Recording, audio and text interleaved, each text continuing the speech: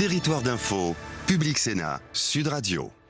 Voilà l'invité politique ce matin de Public Sénat de Sud Radio avec la presse quotidienne régionale. C'est Jean-Christophe Lagarde. Bonjour, vous êtes le président de l'UDI et député maire de Drancy, soutien de François Fillon. Et pour vous interroger, à mes côtés ce matin, Véronique Jacquet de Sud Radio. Bonjour Véronique. Bonjour à tous. Leclerc pour Public Sénat. Bonjour Gilles, merci d'être avec nous. Jean-Christophe Lagarde, un sondage Ipsos, pour ne pas le nommer, donne François Fillon 3e à 18%, Marine Le Pen et Emmanuel Macron à 25%.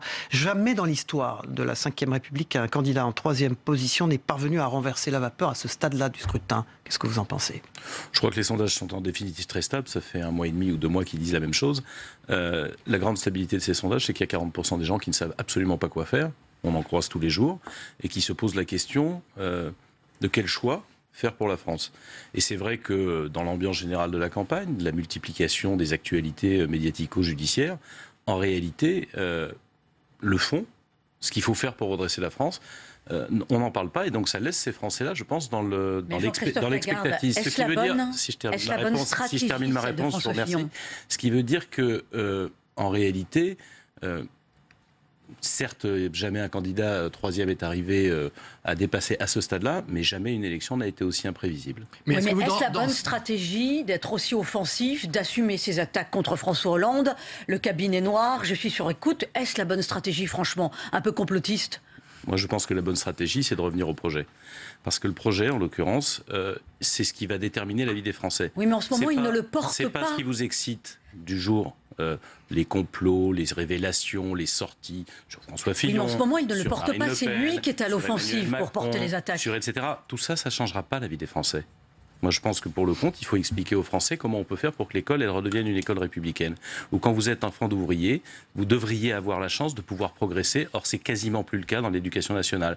Et comment on rend de la responsabilité aux établissements, comment on fait confiance à nos professeurs, comment on fait en sorte d'individualiser les enseignements pour ces 150 000 jeunes qui sortent sans aucun diplôme. Ça me paraît beaucoup plus important. Et Jean-Christophe Lagarde. Et quand bien même ça ne vous satisferait pas, ça me paraît beaucoup plus important que de savoir si tel ou tel candidat a, entre guillemets, dans l'actualité, une affaire ou une autre. Si on vous écoute, Jean-Christophe Lagarde, vous souhaitez parler du fond, à l'instant de l'école, on vous a bien entendu, mais François Fillon lui-même, je dirais, met en avant, par l'intermédiaire de ce livre, Bienvenue, place Beauvau, 6 élus républicains appellent le parquet financier à faire une enquête là-dessus, et je remarque d'ailleurs qu'il n'y a aucun centriste qui ait signé cette pétition, appelons ça comme ça. C'est-à-dire que vous regrettez cette stratégie un peu de victimisation dont parlait Véronique il y a un instant ? Non, mais moi je comprends que dans une campagne électorale, attaqué comme il l'est, ils se défendent.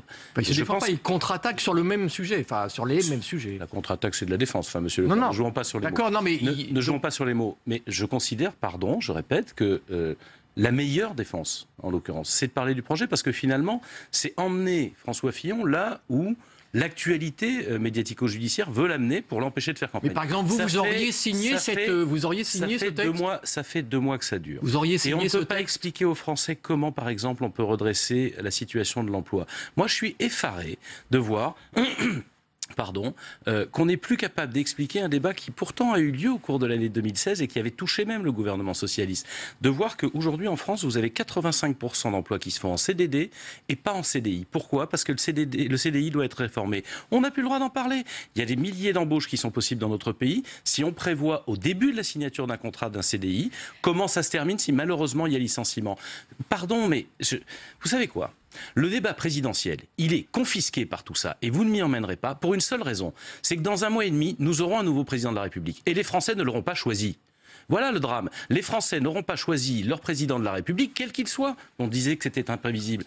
Alors que l'élection présidentielle, c'est le moment où on choisit un chemin, où on choisit des solutions, où on donne de la légitimité à un gouvernement futur pour pouvoir agir, et ce n'est pas le cas. Donc on ne me fera pas dévier de ce que vous dites. Vous me posiez la question, quelle était la meilleure stratégie ? On ne me fera pas dévier de ce qui me semble la meilleure stratégie, expliquer comment on redresse la France et on change la vie des Français, donc vous n'êtes pas d'accord avec François Fillon et pas s'agiter dans ces petites... Est-ce que votre candidat... Mais pardon, parce qu'on pourrait dire la même chose sur Madame Le Pen, on pourrait dire la même chose sur... Est-ce que votre candidat... Je trouve ça, en réalité, inutile au débat politique. Jean-Christophe Lagarde, vous soutenez un candidat qui s'appelle François Fillon. Est-ce que ce que vous dites ce matin, est-ce que ce candidat-là l'entend ?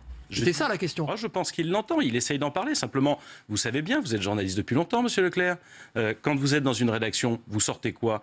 1 minute, 30 secondes de ce que dit un candidat sur un discours de 45 minutes. Et je pense en l'occurrence que donc vous vous retrouvez pleinement dans cette campagne. On ferait mieux d'éviter ce genre de propos ou comment dirais-je, de polémique, et de revenir à savoir comment on fait en sorte pour... Donc vous vous retrouvez dans cette campagne. Quand j'entends un candidat expliquer qu'on va redresser les comptes de la sécurité sociale, c'est-à-dire des milliards de factures qu'on refile à nos gosses pour nous soigner, nous, aujourd'hui, pour faire en sorte qu'ils ne puissent pas se soigner demain. Parce que c'est ça l'enjeu réel. Eh bien, quand j'entends un candidat expliquer que c'est seulement par la prévention qu'on va résorber le déficit de la sécurité sociale, je me dis que la France, je le répète, est en train de ne pas faire de choix à l'élection présidentielle, ce qui la rend ingouvernable demain. Jean-Christophe Lagarde, cela dit, c'est François Fillon qui a mis sur la table le sujet de l'existence d'un cabinet noir.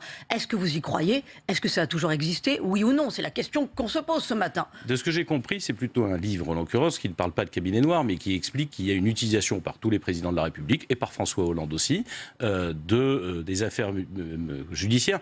Le sentiment que j'ai, en réalité, c'est pas tellement l'existence d'un cabinet noir, c'est qu'en réalité, toutes les affaires qui sont déclenchées, parfois sur révélation médiatique, parfois sur dénonciation, parfois sur initiative judiciaire, toutes les affaires judiciaires qui sont déclenchées, elles donnent lieu à des fuites dans la presse. Et que ces fuites soient organisées par l'Élysée, je veux bien le croire, parce qu'excusez-moi, mais toutes les affaires, pas que celles concernant M. Fillon, toutes les affaires qui sortent, elles sont complaisamment renvoyées à des journalistes, et on apprend dans ce livre qu'en tout état de cause, toutes les auditions, toutes les enquêtes, toutes les écoutes remontent à l'Élysée.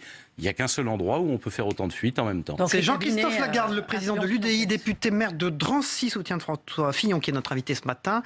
Au fond, est-ce que vous ne vous êtes pas trompé de campagne ? Est-ce que la campagne, au fond, d'Emmanuel Macron n'est pas la campagne la plus centriste ? Absolument pas. Je vais vous dire, il y a même des choses qui me font rire. Je vois quelqu'un comme M. Arthuis, qui aujourd'hui soutient M. Macron. Jean Arthuis, dans cette maison, au Sénat, il a pendant des années, 15 ans, convaincu d'abord notre famille politique, puis ensuite qu'il fallait augmenter la TVA, faire ce qu'on appelle la TVA sociale, pour permettre de financer une part de notre protection sociale par la consommation plutôt que par le travail. Et aujourd'hui, il soutient Emmanuel Macron, qui ne veut absolument pas de TVA sociale et qui augmente la CSG, ce qui me paraît une erreur. Pourquoi ? Parce que la CSG, elle est payée que par les Français. La TVA sociale, elle permettrait par exemple que les Allemands payent une partie de nos retraites. Et qu'est-ce qui se passe aujourd'hui, depuis 1997 ? C'est que nous payons la retraite des Allemands. Les Allemands, en 1997, ils ont augmenté de 3 points la TVA sociale. Ils ont allégé les charges du travail des Allemands, ça coûte moins cher. Mais c'est nous qui payons. À chaque fois que vous achetez un produit allemand, à chaque fois que vous achetez par exemple un robot ménager, vous payez la retraite des Allemands. Et nous, on se refuse à faire payer aux Allemands une part de notre retraite. C'est une erreur fondamentale. Et pardon, quand vous me dites que c'est une campagne centriste, non, en l'occurrence, c'est absolument pas ce que les centristes ont défendu. Alors Jean-Christophe Lagarde, pourquoi vous avez été obligé il y a quelques jours, je dirais, de réaffirmer le soutien de l'UDI aux candidats républicains ? C'est parce que vous aviez des doutes, qu'il y a une inquiétude dans vos rangs ? C'est vous qui dites réaffirmer, pardon. Pardon, monsieur Leclerc, je vais peut-être vous expliquer. L'UDI, c'est un parti démocratique. Il y a des instances. On a réuni notre Conseil national samedi. Sur un peu plus de 600 votants, je crois, de mémoire, il y a eu 10 votes contre et 500 pour 550 ou plus, je ne sais plus exactement. Enfin bref, vous voyez la proportion. Pour réaffirmer simplement le fait que nous avions conclu une alliance avec les Républicains sur la campagne présidentielle et les campagnes législatives qui suivent derrière, sur le programme comme sur la présentation des candidats. Donc il n'y a pas de besoin de réaffirmer. Il n'y a pas de doute. C'est un processus. Il y a eu une discussion, une négociation, d'abord sur le programme, et elle a permis de faire bouger ce programme. D'abord le rétablissement de la sécurité sociale ou d'un projet de sécurité sociale qui soit compatible avec les centristes. Mais sur le terrain. Ensuite, sur un certain nombre de choses qui pour nous étaient très importantes, comme par exemple le fait qu'on puisse scolariser plus tôt les enfants. Il dit 5 ans, nous disons 3 ans, mais en tout cas ça progresse. Sur la moralisation de la vie publique ou sur l'Europe, on a évacué ce qui était par exemple dans un projet initial ou en tout cas en débat chez les Républicains, le fait qu'on remette en cause le droit du sol. On a permis d'avancer sur le fait qu'il y ait participation des salariés dans l'entreprise. Parce que pour nous, et vous me disiez qu'une autre campagne était centriste, pas du tout, pour nous ce qui compte, c'est qu'on puisse de plus en plus contractualiser le droit du travail. C'est-à-dire qu'on pense que le contrat, il est plus souple, plus adaptable, plus réactif, plus adaptable à chaque situation, à chaque entreprise, à chaque filière professionnelle, aussi à chaque conjoncture, plutôt que d'être coincé par des lois qui s'appliquent de la même façon à tout le monde et qui du coup sont inadaptées à tout le monde. Eh bien, la contractualisation, ça a un pendant, et on l'a mis dans le programme de François Fillon. Sur l'Europe, par exemple. La contractualisation, ça a un pendant, et on l'a mis dans le programme de François Fillon, c'est d'avoir aussi une participation des salariés au résultat. Parce que si on demande dans le contrat de faire j'y arrive. Si on demande dans le contrat de faire, en l'occurrence, des efforts aux salariés, quand ces efforts produisent quelque chose, il faut qu'ils puissent en bénéficier. Sur l'Europe, la gouvernance économique, le gouvernement économique de la zone euro, c'est nous qui le portons pour avoir la même stratégie industrielle, commerciale, monétaire naturellement, et même d'indépendance énergétique.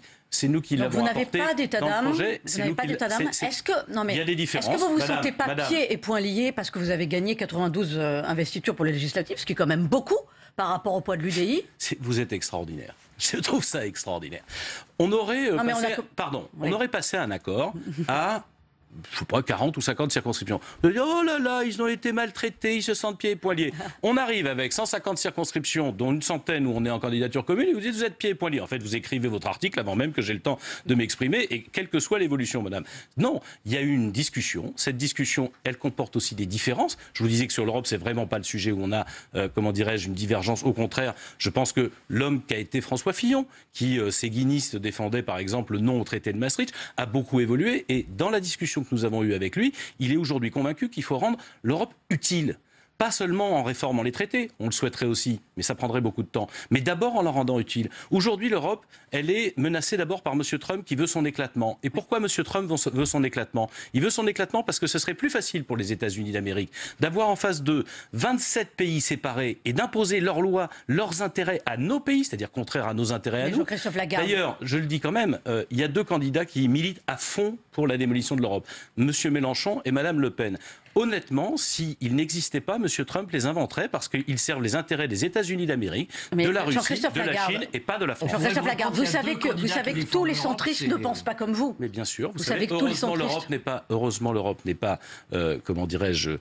captée par une seule force politique. Reconnaissez quand même que c'est la force politique que représente l'UDI qui est la plus motrice et la plus ambitieuse en termes de construction européenne depuis toujours. Jean-Christophe Lagarde, tous les centristes ne pensent pas comme vous. Le sénateur Michel Mercier est parti chez Macron. En plus, c'est l'ex-garde des Sceaux d'un François Fillon. Bon, ça en dit long quand même. Et lui prône le clivage gauche-droite, c'est la fin de ce système. Pardon, madame, c'est surtout l'ex-garde des Sceaux de Nicolas Sarkozy. Michel Mercier, d'ailleurs, est quelqu'un du MoDem. François Bayrou a choisi une nouvelle fois, il l'avait fait en 2012, de voter pour François Hollande et puis aujourd'hui pour Emmanuel Macron. Michel Mercier a suivi François Bayrou, comme quelques autres sénateurs pour compléter ce que vous a demandé Véronique Jacquier, vous avez parlé de Jean Arthuis tout à l'heure. Est-ce que les sénateurs UDI qui lâchent François Fillon et qui vont soutenir Emmanuel Macron, vous allez les exclure, vous? On n'est pas aujourd'hui dans l'exclusion, mais je vais vous dire une chose. Les sénateurs UDI, il y en a 4 sur 34. Donc j'aime pas Cela n'a pas de sanction pour eux? Je n'aime pas entendre dans la presse, il y aurait un mouvement, etc. Moi, je ne vais pas vous dire qu'à l'UDI, il n'y a pas, on a fait le débat dans les fédérations, un peu moins de 10% des adhérents qui s'interrogent ou qui peuvent être tentés par Emmanuel Macron. Enfin, de là à écrire qu'il y aurait une masse... Regardez ce qui se passe au PS. C'est quoi? C'est 30 ou 40%? Et je vais vous dire, je pense que l'opération des sénateurs centristes ce week-end, menée par le MoDem, 6 sénateurs MoDem, 4 sénateurs UDI, une écologiste en rupture de banc. La réalité, c'est que cette opération, elle vise à masquer quoi?